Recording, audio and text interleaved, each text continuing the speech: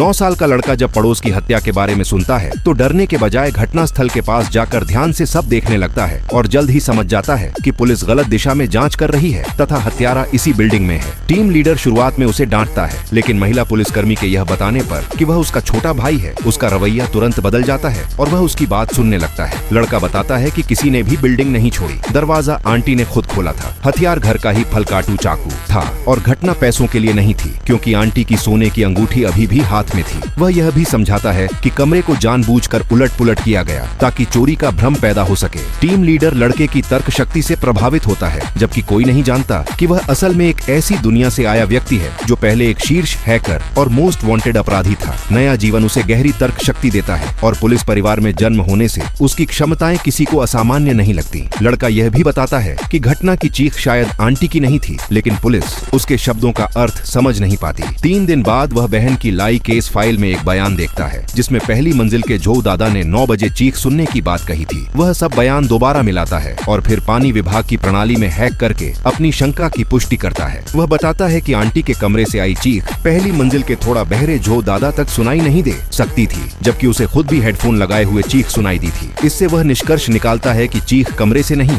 बल्कि सीढ़ियों से आई थी और हत्यारे ने हत्या के बाद नकली चीख लगाई थी। चीख सुनकर लोग तुरंत बाहर निकलते हैं, इसलिए हत्यारा भाग नहीं सकता और शुरुआती पड़ोसियों में ही शामिल होना चाहिए था। 7वीं मंजिल की स्थिति साफ होने पर शक 5वीं मंजिल की 2 यूनिटों पर जाता है, जहां पहला बाहर आने वाला और सबसे पहले दरवाजा तोड़ने वाला वांग शेंगली था। लड़का बताता है कि वांग शेंगली पहले भी किसी को मार चुका हो सकता है और उसी ने हत्या के बाद नहाकर कपड़े बदलकर नकली चीख लगाई और बाद में सबसे पहले आने का दिखावा किया। घावों से भारी खून निकलने की वजह से उसका नहाना और कपड़े धोना लगभग निश्चित है, जो उसे इस हत्या का सबसे मजबूत संदिग्ध बनाता है।